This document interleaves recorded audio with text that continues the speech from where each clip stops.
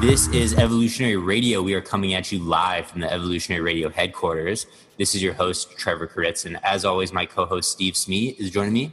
Yes, good evening, guys. We're early June, so we're almost to summer officially. We have a special guest again on this podcast. Trevor, you want to introduce this gentleman? I'll do the honors. We have IFBB Pro and owner of Scooby Prep, Jason Theobald, joining us. Jason, welcome to the show. Thank you for having me, guys. I appreciate it. So, Jason, before we get into your backstory and everything, I got to ask, where did the name Scooby Prep come from? Out of all the things you could call your prep company, do you just like right. Scooby-Doo, or where did this come from? Honestly, as a kid, it was my favorite cartoon, but that was not where it came from. So, people are hoping that this has some great fitness background, and it does not. In college, I had a buddy that when you asked for a beer, he'd call it a beer snack. And I kept bugging him, and, we're all conversing and hanging out. And, I asked for a beer, and he threw it at me. He goes, "Here's your beer snack." And then at some point, some drunk person started calling them Scooby Snacks, and then I'd ask for more. And then the Scooby Snack name stuck on me. And then they'd call me Snacks and Scooby Snacks. And when I got on the message boards, I just used the moniker because I needed a name. And, a lot of people don't use their name. They come up with something catchy. So I went with Scooby Snacks. Well, it kind of stuck. And so when people would see me at shows, they would yell, "Hey, Scooby," not "Hey, Jason." So when I was setting up my prep company, I thought it was catchy. It was something people could remember. And so I went with it. And, it's been good for marketing standpoint, I think. So it's kind of where it came from. I mean, you could have picked a worse name. I mean, it's memorable and it's easy to remember, right? It's kind of like Apple. Like, Apple has nothing to do with computers, but It's easy to remember. People are like, okay, Apple.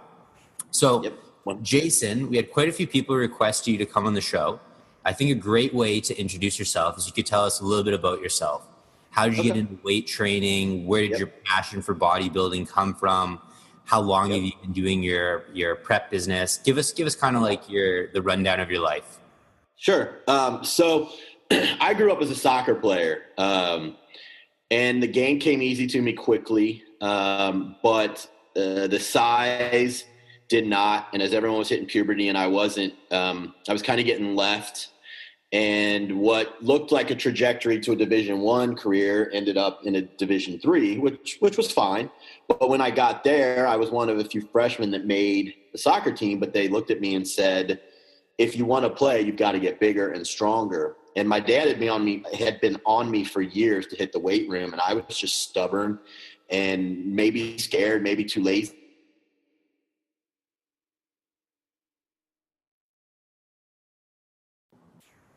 Having a little bit of technical difficulties with Jason.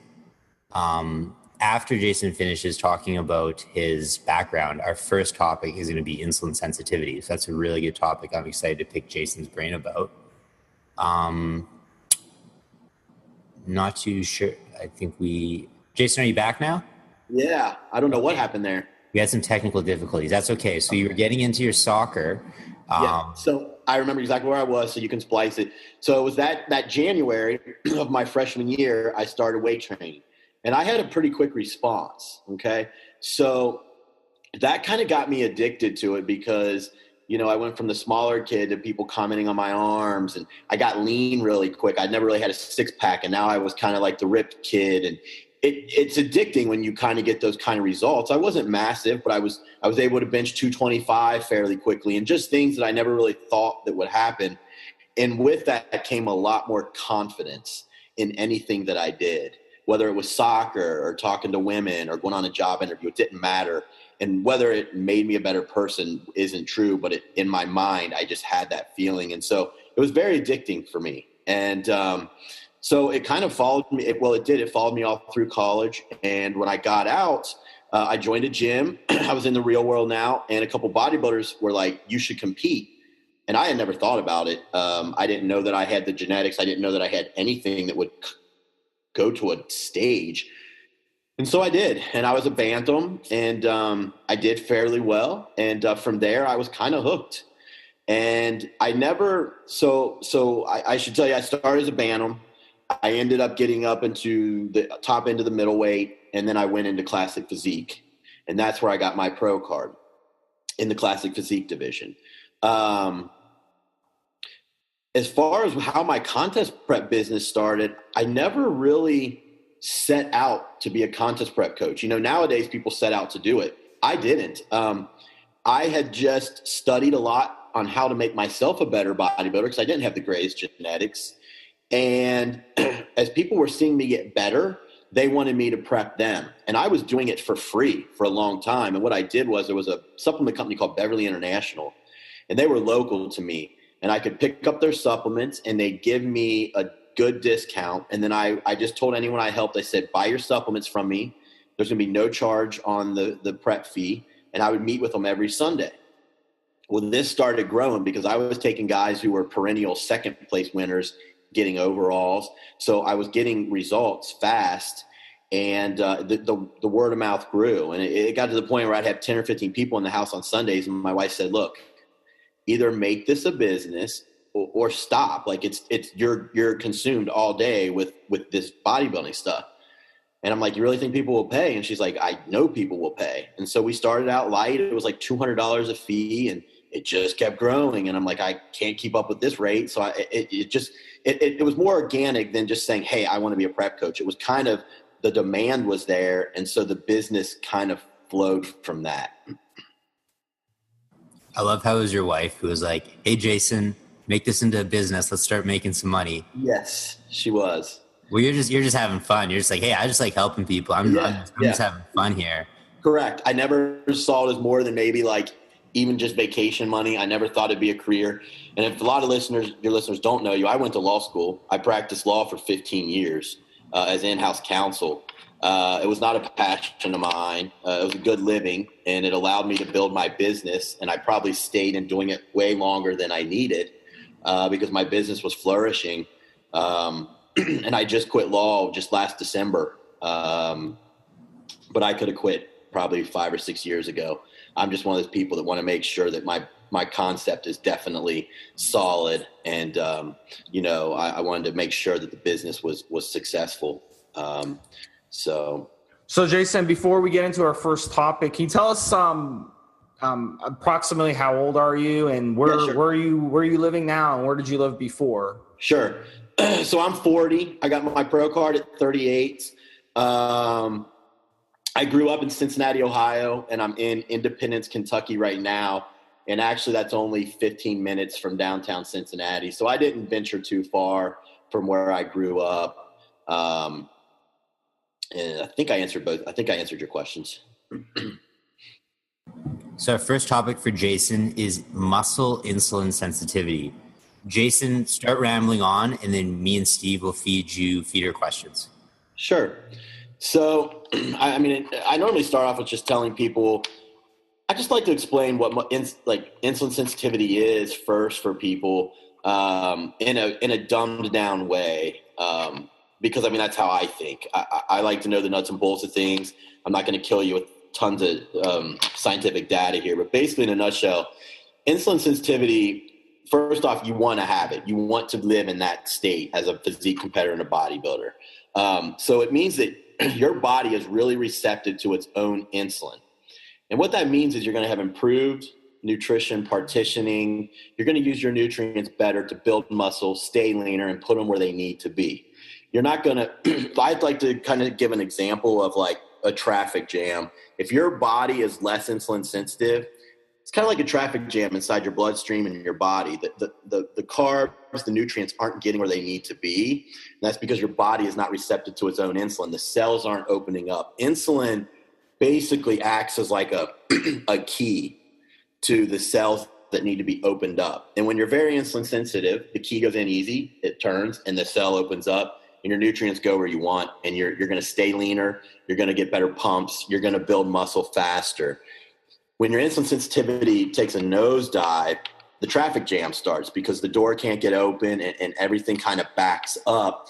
And then what happens is you're going to release more insulin to try to take care of that. And over time, your cells just kind of run out and wear out. So the higher your insulin sensitivity is, the better you are off in staying leaner and building muscle.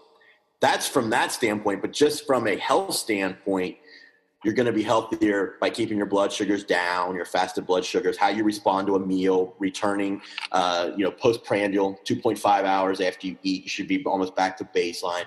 All these different things are going to slow down aging and just make you a better physique athlete. And we can control that to some extent. That's why it's an exciting topic for me. I mean, it's harder to boost your testosterone naturally. I mean, there's some supplements out there and you can eat more fats.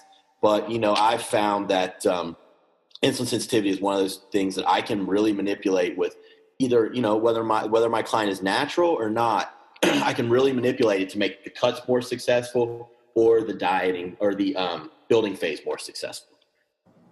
So I know I'm going to let Steve go because I know Steve is a big fan of intermittent fasting. Before we kind of dig into this, Jason, because I, in a typical franchise gym, I'm going to go out on a limb and assume that most of the guys in the gym are going to have more insulin resistant type of, body, because I notice a lot of them are holding, somewhere between, let's say 17 to 22% or more body fat. Correct. They're big, they eat a lot, they're strong, stronger than, the normal guy in the street, but they're not strong for their size.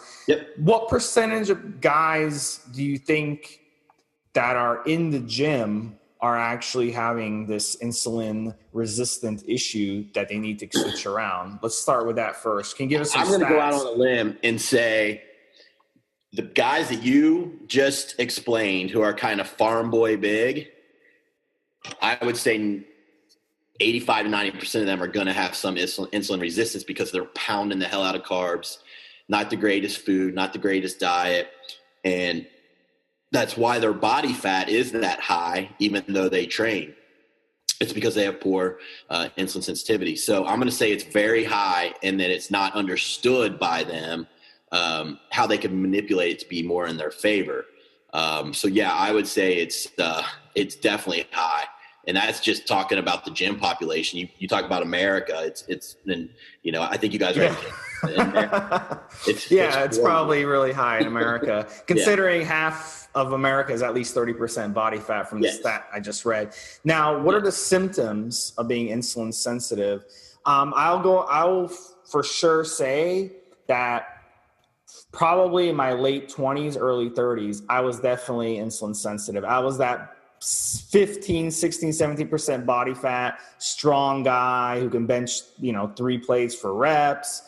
And then I totally changed the way I approach eating. And now I'm more insulin sensitive. I don't get those hypo symptoms like where I have to eat every 2 hours. Is that a symptom of being insulin resistant? Going hypo can definitely be a symptom. But a lot of other symptoms that you're going to see are high body fat, sluggish throughout the day. You're not going to get good pumps. They're going to wear out. So you're not going to get as good of pumps as you would the leaner you are. And so you can kind of see guys, especially like after they've done a show or a cut and they've got these awesome pumps and they start to fade. Well, that's because your insulin sensitivity faded. Guys always wonder, why is that? Well, it's because you kept pounding food and you basically kind of shortened the window of how long your body would stay sensitive. So I usually see sluggishness, body fat accumulation. You can be going hypo, but not everyone does. The reason you'd be going hypo is because as the sugars stay elevated, your body's pumping out more insulin, and finally it gets enough and it overshoots and then it tanks you down. Less pumps are for sure. If it stays that way really long, you'll kind of see like what people call palumboism, and like the limbs will stop responding and the legs, and the gut starts to expand, because when your blood sugars are super high, you have neurodegeneration of the muscles in the stomach. That's why a lot of these guys pounding GH are getting that. It's not because of GH. I mean, it might make your intestines a little bigger, but honestly, if guys knew how to control their blood sugars on GH, they would not be getting those huge guts. So using HGH will increase your chance of being insulin resistant. It's a 100% fact. It's 100% fact. GH raises fasted blood sugar. It raises your blood sugars all day. So that's why you have to either use insulin with it, or you have to cycle your GH, and you got to track your blood glucose using cycling GH. Can you be more specific? Would that be 3 months on? 1, 2 days off. That might be enough for you. Or you might have to just do you might get 6 to 8 weeks out of it, and then you're over 100 on your fasted blood glucose. And I would say pull back then or get off of it and reset. But that's, it's the neurodegeneration of the muscles in the stomach caused by high blood sugars chronically that actually cause those bellies where they can't control their insides. The muscles weaken.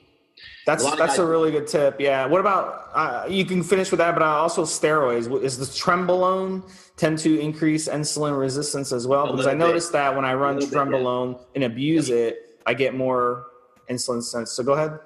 Yeah. You could get a little bit on the trend.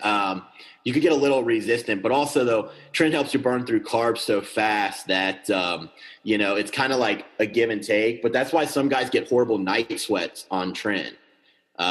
It's because of the resistance that's causing, and the blood sugars are going kind of wonky in the middle of the night.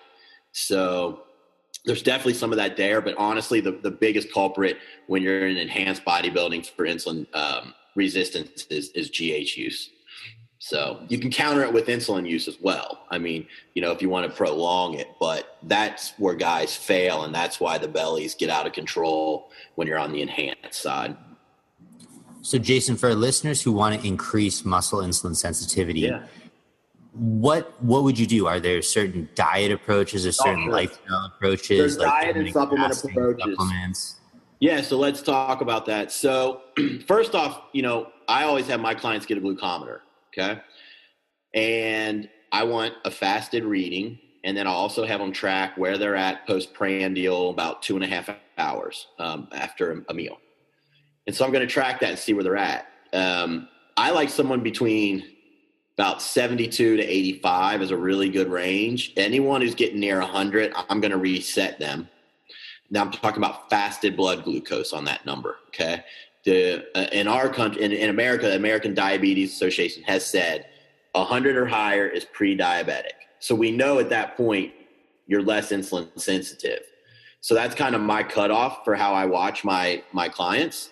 So they get near 100, we're going to reset, and I'll explain how to do that. If we're staying under 100, okay, but I really prefer you in like the 72 to 85 range on your fasted blood glucose. So how do you reset if you get to that range? Like someone's out there listening now and they're like, okay, well, I'm going to go get a glucometer and see where I'm at. And let's say they come back at 101 on their fasted. There's a couple ways to reset. Some people can reset just by taking their carbs and halving them and then putting those calories into fat. So they're not really losing any calories. They're just changing their macro distribution. This works pretty well for me. So let's say, as an example, my current diet is 290 protein, 300 carbs, and 50 fat. I would take the 300 carbs down to 150, multiply that by 4. That's 600 calories. Divide that by 9. I'm not that good at math, but let's say that's about 55 fats. It's probably more, but I'm going to shove all that now into my fat distribution. So I haven't created a deficit. I've just moved my macros around to have less carbohydrate load on my body. Some people will respond to that after few to 4 or 5 days. You'll start seeing the numbers come down.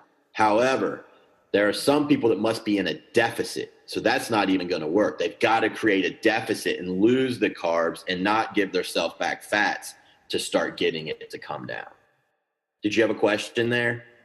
What I was going to ask is, so if you want to do the approach where you take, let's say 600 calories of carbs and replace them with fats, is there a certain type of fat? Would you use like maybe coconut or talk to us about that? That's a good question. So the fats you would want to use are anti-inflammatory because insulin insensitivity causes more inflammation in the body. So, you're going to want to pick things like extra virgin olive oil, mac nut oil, almonds are good. I would stay away from a high percentage of omega-6, like peanut butter. I wouldn't start downing, a jar of that a day. I would get more omega-3 heavy fats in there. And I think that's the best way to approach it because you're getting that anti-inflammatory effect. You don't want to use a lot of, saturated fats and things like that. So that's one way. But then, like I said, some people have to go into a deficit. So I'm just going to cut their carbs in half and then work them that way. So that's the nutrition side. Supplementation side, you've got to add in a glucose disposal agent. And there's a bunch of different ones. I have my own supplement line. I have GDA Max under New Ethics. That's what I use for my clients.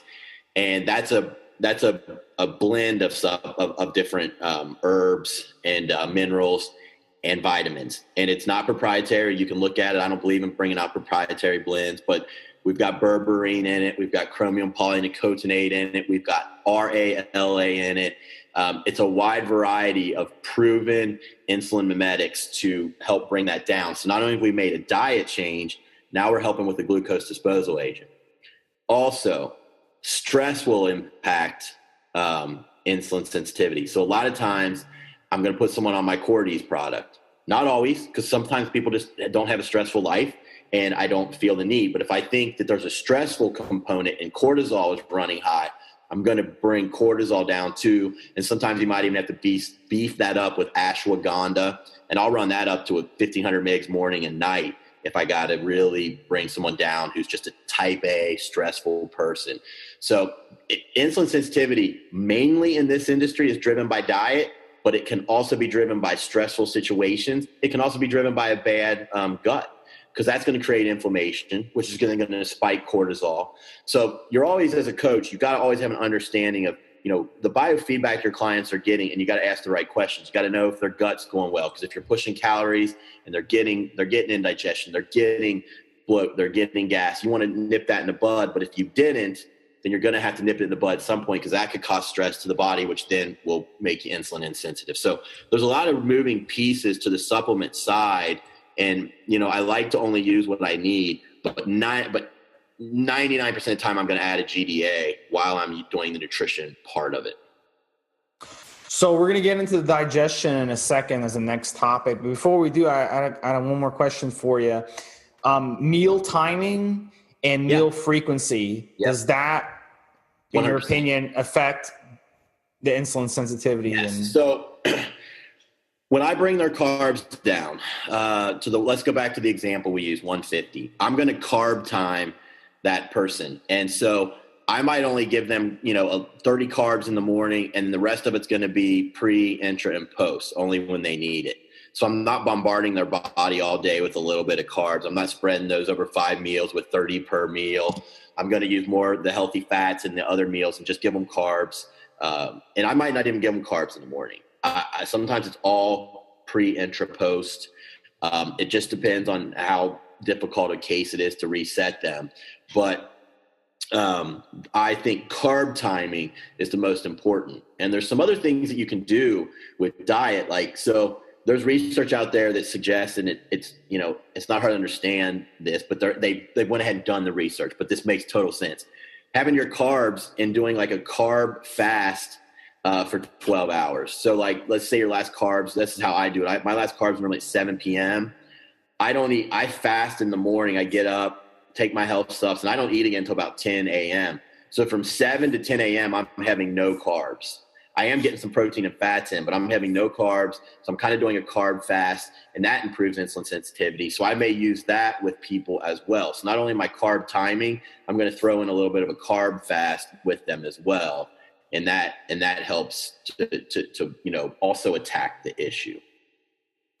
So this whole calories in thing, out thing throughout the whole day, like people who say it doesn't matter, calories in, calories out is all that counts, and you shouldn't care about meal timing. You shouldn't care about when you eat. You shouldn't care about going gaps without food. You're saying that's incorrect, because we see that cookie cutter thing that most coaches, like I'll say Jerry Ward, which I don't dislike the guy, but I'm just using him as an example. If you look up his cookie cutter diet that he gives to people. It's the same thing, 6 to 8 meals a day, eat every 2 hours, blah, blah, blah. So you're saying that is basically not going to fly, basically, if you're trying to get your insulin resistance changed. It could for some people, but for people who are a little more difficult, you're going to have to carb time and give your body periods where you're not making the beta cells work and you're not making the body produce insulin. Just give everything a chance to kind of relax. There's research that shows that fasting does help improve insulin sensitivity. So I'm not a big fan of putting someone on 48 hours of no food, but if I can work carb fasts in, I'm going to do it. Now, as far as calories in and calories out doesn't matter. I don't care what studies there are out there. I'm not going to, if you tell someone to eat 1,000 calories from protein, and then you tell them to eat 1,000 calories from carbs, the person doing protein is going to lose better. You waste more protein than you do carbs. Carbs is a very efficient energy source. And then you can even get into what kind of carbs are you talking about? Like different carbs are going to elicit a bigger insulin response. So if it's 30 carbs of cookies versus 30 carbs of oatmeal, it's a different insulin response. So I don't even get into arguments with people on that shit. I've been doing this long enough. If you get that really special person who's super insulin sensitive, yeah, they can diet on ice cream and yeah, they can do this and hit their macros. But I'm working with, there's so many goddamn divisions now and freaking bodybuilding that you're not working with all these genetic freaks. You're working with people who have shitty insulin sensitivity, big fat asses, guts, fupas, all this shit gets thrown at you, and you've got to be good at it all. And so, no, I'm getting on a rant there, but no, I don't believe in calories in, calories out. This calorie is the same as that calorie, all that stuff. What about fat? You touched on carbs and protein. What about like nuts? Like if I eat 500 calories of nuts, am I going to get fat versus eating 500 calories of donuts? You see what I'm saying? Because I have this debate too. Trevor and I debate this a lot, and I insist. Yeah. I tell Trevor I eat like fucking 700-800 calories of nuts a day, and I don't get fat. But I tell him like if I was to eat donuts and cookies and pizza, I would get fat because I've been there. Well, there's way less of an insulin response from the nuts. I eat a lot of fat too when I'm not getting ready for a show. I eat probably about 110 grams of fat a day. And no, I'm gonna 100% say if you ate 1,000 calories in donuts versus 1,000 calories of almond butter, you're gonna look way worse on the 1,000 calories of donuts. Again, I don't buy the calorie. I think you feel a lot better too. I think we all can agree on that. Yeah, much better than on the 1,000 calories of Chick-fil-A. You probably we're feel not like even shit, debating the health aspect of it. We're just debating some people believe, like I said, you eat 1,000 calories of whatever macro it is, it's all going to be the same in the end. And I'm just saying that's not what I've seen in dealing with thousands of people who just don't have great insulin sensitivity or really the genetics. And you're trying to get them in the best situation to lose body fat. I agree with everything you said, Jason. I think people forget that calories are a measurement of energy, right? It's calculated through a bomb calorimeter. Yep. You could take firewood, you could take a jacket, you could take a pair of jeans, and you could put it in a bomb calorimeter, and it would show a calorie content. Mm-hmm. So calories is just a unit of energy, right? What matters much more is what those calories are comprised of. And then, like you said, carbohydrate, it depends whether those are monosaccharides, disaccharides, polysaccharides, that all affect how your body digests it, how it's assimilated, things like that. So our next topic is digestion. Jason, I wanted you to talk to us a little bit about what are some of the most common digestive issues you see in bodybuilders, and what are some of the strategies to improve those? Okay, so the biggest one I see in bodybuilders is bloat and gas. Like that's the most common. Like, and a lot of bodybuilders, and I was guilty of this in my late 20s, think that that's just necessary to be a bodybuilder. Well, I got to push this food and I'm just going to be bloated. I'm going to be gassy and everyone around me just has to live with it and I have to live with it. And as you get a little wiser and a little smarter and a little more educated, you realize that the amount of stress and inflammation that's putting on your body, you're not even going to grow as efficiently as you could if you just fixed all that. And so that's the number one I see. And that's one of the easier ones to fix, really. So a lot of times it comes from the food choices, but also overeating protein. And then, helping the gut biome, but also, maybe sometimes a lot of people, because of the stress of training and just their daily life, that actually causes you to produce less stomach acid. So sometimes you got to beef up the stomach acid with betaine hydrochloric. But first and foremost, I'm going to examine the diet. And a lot of times it's too much protein. I'm a big believer, and, you could have a debate with another prep coach who gets just as good of results, but I track every macro. So I track the protein from your oats. I track the protein from any source. So you have a lot of guys who are eating 300 grams of protein, but then they're also getting about 90 from other trace sources, and they're 180 pounds. And I'm like, you just don't need all that. And you could free up the carbs and fats and get more energy sources and feel better and still burn a good amount of fat. I'm not going to give you a low protein, but I can just kind of move everything around and kind of get your gut efficient. And when your gut's more efficient, you're going to burn fat better. So it's all about efficiencies. So a lot of times I can lower their protein, give them just a little bit more, maybe energy source, and try to get their gut a little healthier. And what I'm going to do is I'm going to lower protein. I'm going to a lot of times give them a probiotic. I like a full spectrum one. The one I use is from Metagenics. It's called Ultraflora, and it's just a full spectrum probiotic. If I feel like they need it because of the amount of protein and carbs that they just need to maintain their size as they're dieting, I would maybe use betaine hydrochloric. And again, I use Metagest there, but there's a lot of different companies who make a good one. And what I do is it's called like the Metagest challenge. I start people out with 2.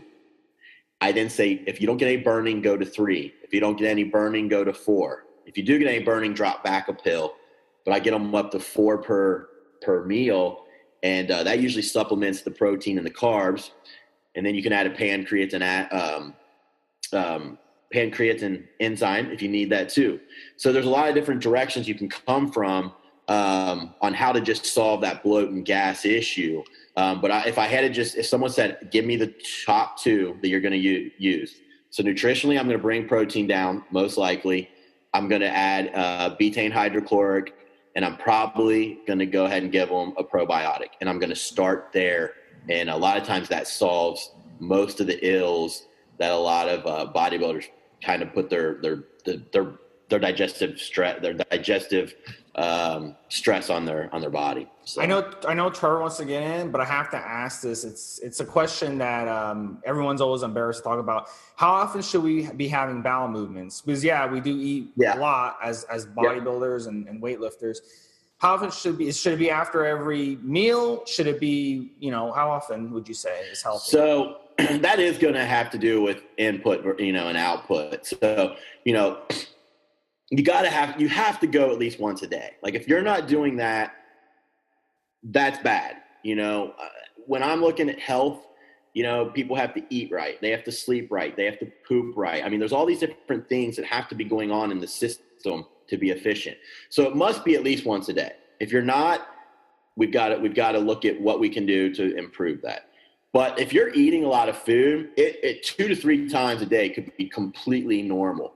If you get up into 4 and 5 and it's really the lack of being gross, squishy, runny, there's something else at play there, and you probably need to look at that, because if the transit time is too fast, you're not getting probably all the nutrients you need as well out of the feedings. So I would say 2 to 3 well-shaped, formed bowel movements if you're really pushing calories. If you're at a moderate intake, at least go once a day, and that'll be good for health.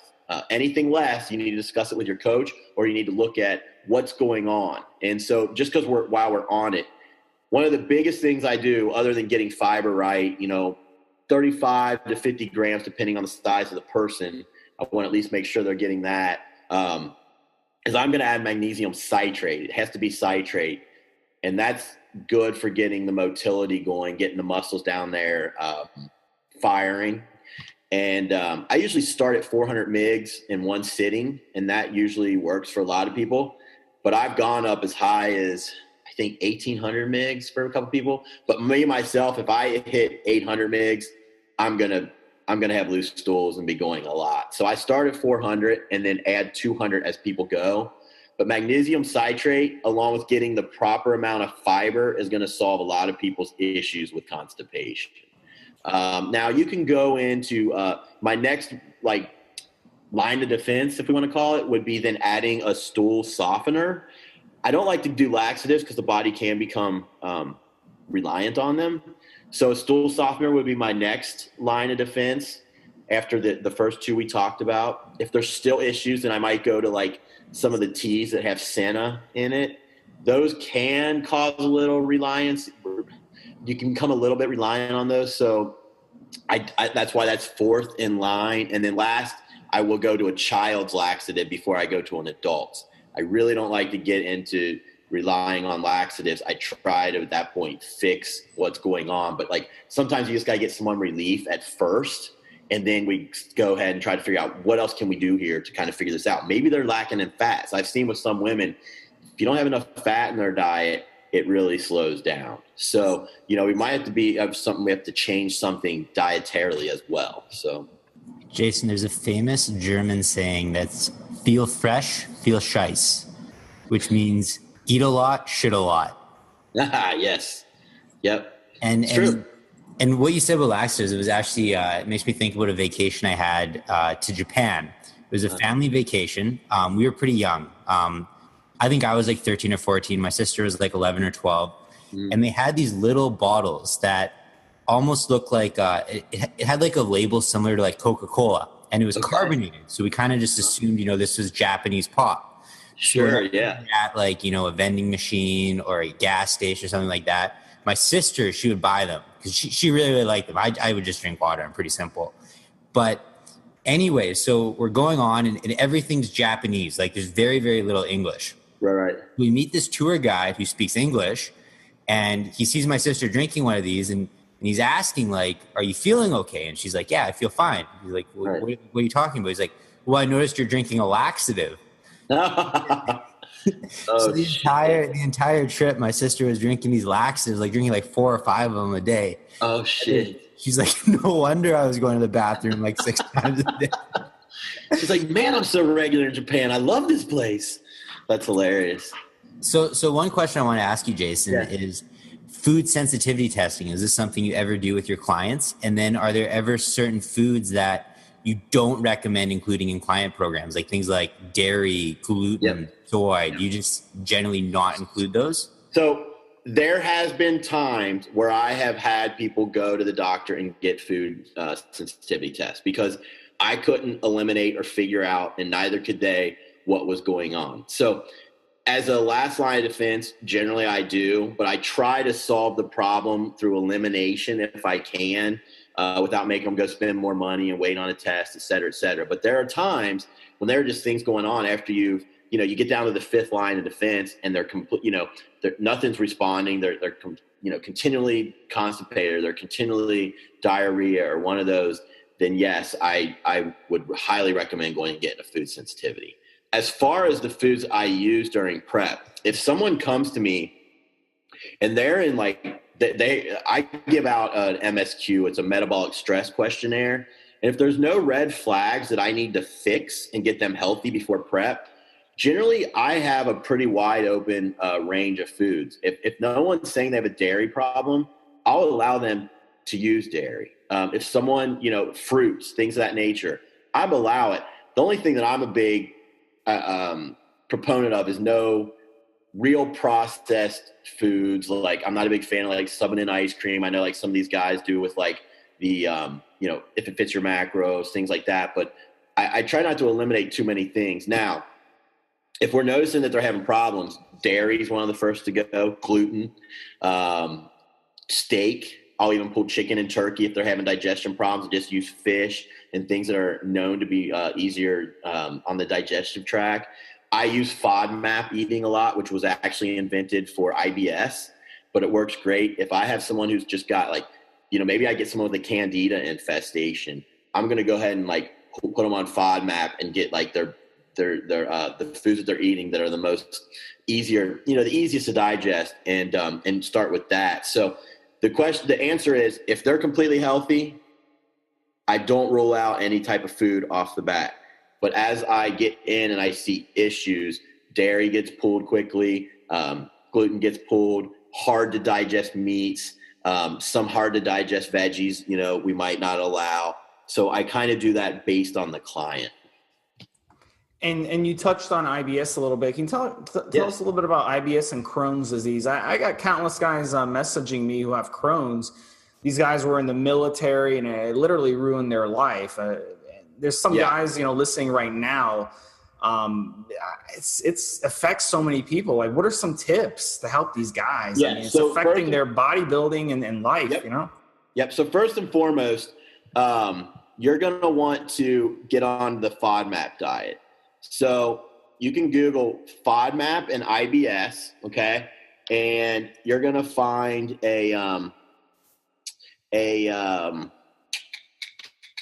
basically a list of all the foods that you can have and not have if you have IBS. And that is going to help tremendously to just start bring down the inflammation, okay? So that's my first step. I always start with the nutrition.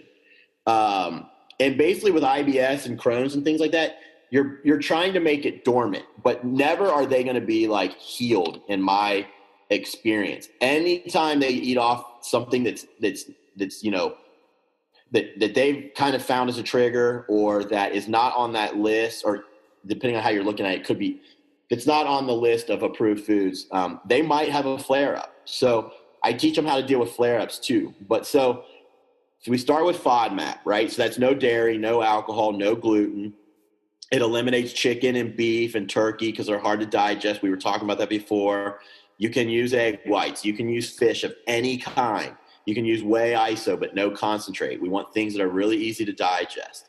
Then what I'm going to do is, I have a probiotic that Metagenics carries in my store, and it's made for IBS. So I'm going to put them on that specific probiotic for the IBS to help immediately. It's got a high strain of Boulardii in it, and that kills yeast, as well as some SIBO issues, okay? I'm going to put them on a product also called Intisol. It's got a lot of just great things for anti-inflammatory. So one of them is like curcumin, which is a really concentrated form of curcumin. And I think probably a lot of listeners have heard of curcumin and know how anti-inflammatory it is and how helpful it is to the body for preventing not only LVH for guys who are on PEDs, but anti-cancerous. But it's also great to calm the inflammation in these people's guts. I'm going to use fish oil, probably 4 per day. Another, again, as you see, anti-inflammatory. If I suspect they have candida, I put them on a product called Candibactin. It kills the bacteria, as I'm now putting in the good bacteria that they need. So that's generally kind of how I work the program. I'm looking to get their inflammation down super quickly, and then foods that digest very easily, and hit them with these the good flora and support for anti-inflammatory. And I mean, I've had a lot of people who have came to me who were running to the bathroom, basically after every meal, and I have them with that protocol having normal stools and able to bodybuild again. So it's about managing the condition and then being able to teach them what foods kind of set them off. And so after they've been eating on FODMAP for a while, I'll have people be like, well, can I get chicken back in? I'm like, yep, let's try chicken and see how it does. And if there's no response, then they know they can put that back in. And we'll work back in the foods that they really miss and see what happens. And if we do it one at a time, if they have a flare, like I had a girl respond to beef, we simply know that just beef is never going to be a part of her life. And she's fine with that. She's like, I'll miss steak a little bit, but I'd rather not be shitting every time I eat either. So, there are going to be things that they're going to miss, but it's better in the long run that they don't have an inflamed gut and they're not having diarrhea 5 times a day. So that's kind of how I attack the IBS situation. So Jason, we got about 10 minutes left. We got a listener question for you. He wanted to know your thoughts on pre-contest cutting agents. So things like clenbuterol, T3. Yep. What are your thoughts on the drugs themselves? And then when would you implement them into someone's cutting?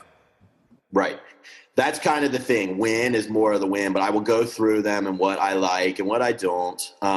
So clenbuterol, the science behind it, believe it says it'll increase your metabolism by about 10%, which isn't a whole hell of a lot, but I'm not going to lie and say it doesn't help burn body fat. It also will help you burn through carbs more. It's going to leave you a little flatter, but I do find that it is helpful. The thing with clenbuterol is you have to appreciate that it can really affect your adrenal health if you stay on it too long. And I see people who start at 16 weeks out and take it daily, and I don't like that.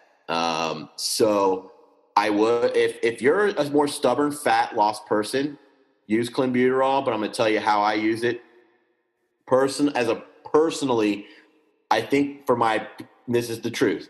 For my run for my IFBB Pro card, I used it for 2 weeks tops. If you don't need it, I don't use it, but a lot of times for a lot of women who are in the NPC, it comes in handy. But men, it's kind of touch and go depending on whether they need it. But here's how I would do it.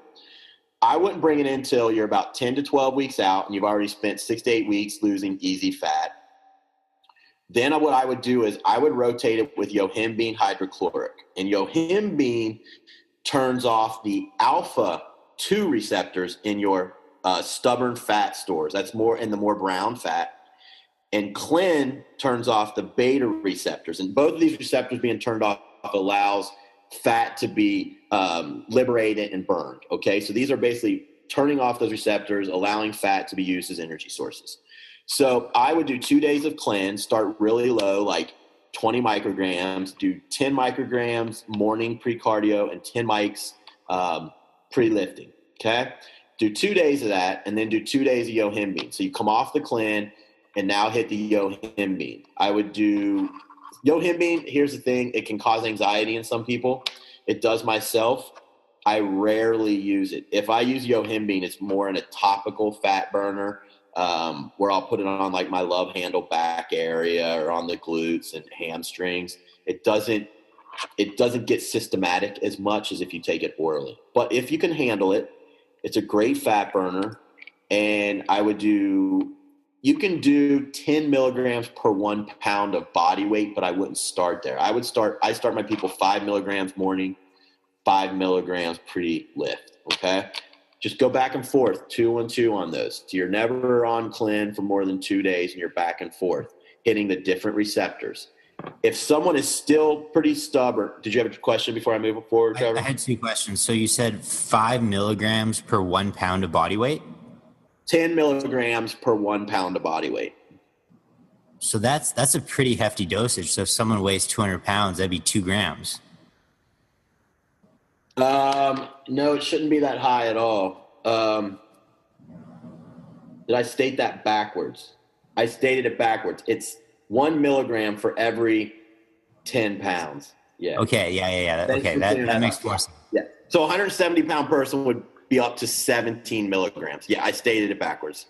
Sorry about that. So the second, I was making sure. No, it's good that you cleared it up. I stated it backwards. And the second question I had is, so if you read any of Lyle McDonald's work, he's a big fan of yohimbine, but he says it has to be taken fasted. What are your thoughts on that? So he's not wrong, okay? So that when I finally get the dosages up higher, I like to take as much as I can with the client in the morning, okay? But I like to just start 5 and 5 to assess tolerance. But here's the way I look at it. Pre-workout, most of my people haven't eaten for about 2 hours. Their insulin has returned to a fairly baseline level. The reason he likes that is because the insulin can't – if insulin is high, yohimbine doesn't work well, okay? That's the rule. So I generally, people should be back down to a decent level And I like to get it in when you've got, you're pushing your training and your cardio. So he might argue with me on that and say it's completely worthless, but I've seen other ways and I've seen it differently. And the problem is I can't take 10 milligrams of that stuff all at once. And some other people may not be able to either. So I like to split it up and just kind of play with tolerance. But he is correct. The lower the insulin at the time, the better it's going to work. And all this stuff, is it really necessary to feel miserable pre-contest, like leading up to a contest? Or can you actually get away with feeling, okay or good? Is it always going to be mandatory? You're going to feel like total dog ass to get shredded at least the last 4 to 5 weeks. That's when I drag ass and I feel like I'm walking in sand with 100 pounds on my back. Up to that point, I don't feel too bad. I think it's a mental. I think you can teach your mind to be like, you know what? I'm going to go socialize. I'm going to be good to my spouse. I'm going to be good to my kids. But the last 4 to 5 weeks, no matter what I do, because I'm already pretty damn low in body fat, I just drag. And I think that's just the way it has to be. If you're still feeling excellent at 3 weeks out, I would be like, let me see your pictures. Let me see how your lower back looks. Let me see how your hamstrings look, because I'm going to question it. So, Jason, I love the fact you said that, because the problem is now with Instagram and filters and stuff, you can take a photo and be in, decent shape and look absolutely shredded.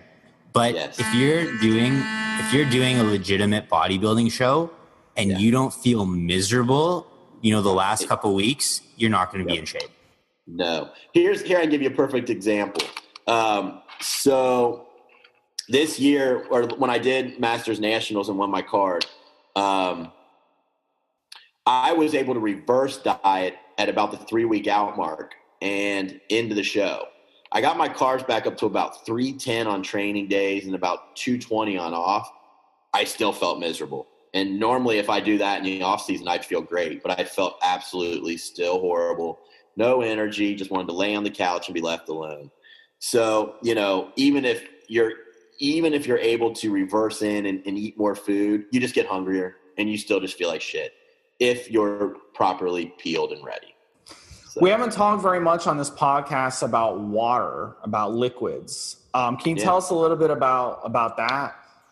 Leading up to a contest in general health-wise, how much water should we be getting in? Protein shakes, are you an advocate or not? Tell us a little bit about what you're drinking. Okay. So water, I just tell my clients I'd like a gallon to a gallon and a half pure water daily. As it goes into a contest, I keep the water high. The only time I pull back is maybe on Friday, and that's going to depend on natural or if there's PEDs in and just how the athlete may be holding. But I like to keep water in all the way through, gallon and a half to a gallon. Some bigger guys maybe at 2. But, these people who are cranking 3, they're just diluting their electrolytes, and I don't believe their kidneys are getting any better, response for having to process 3 gallons of water. So I'm around there with it. And I'm sorry, what was your second question? It was water. Protein shakes. Protein shakes. Yep. Are you an advocate of them? Yes. So here's when I like protein shakes. I prefer it's whole food, but I like a good whey ISO post workout with a carbohydrate, even in prep. I think there is benefit to getting the faster acting proteins in the system faster. Now, as far as the final week, if it's stevia based and it's a good product, I'm okay with keeping it in till Thursday or Friday.